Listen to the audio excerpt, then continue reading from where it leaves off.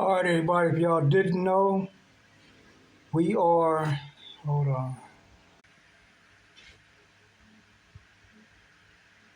All right, y'all, we are the Village Idiots coming back at y'all. We're going to let Brother Sage finish his thoughts. Come on, Brother Sage, finish that thought, brother, because you are teaching me a lot. And I know a lot of people out there really need to know this. Talk to us. Right. When you hate your hair and you feel you have to take a hot comb and straighten it out because you hate the curls, right? When you put the cream on your face to make your face lighter, like a lot of our women do, you can see they lighten up their face, but their neck be darker, right?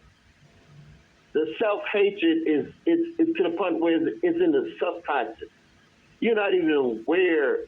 We're not even aware that we hate ourselves like that, right? And now you got black women saying, "Oh, abort black children," right? And then you got the swirlers who actually think the people who put us in the situation that we're in, that they can love us, right?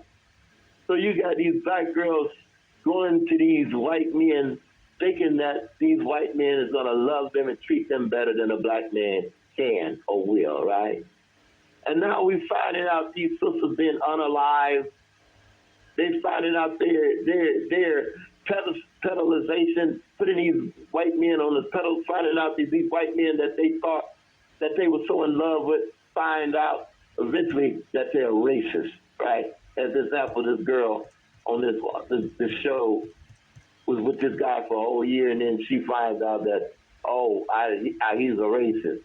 But you give your precious jewel, you give your love, you open your legs to people who hate you. And you foolishly think that these people who have been terrorizing black women for centuries, that overnight they wake up and say, oh, I like black women now.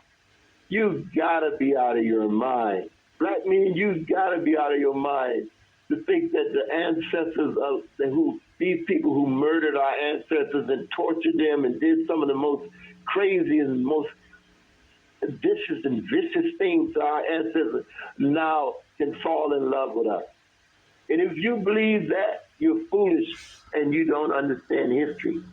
You think history is something that's left behind and doesn't have no account and doesn't exist anymore. History lives in people's mind. It lives in their body. It lives in their blood.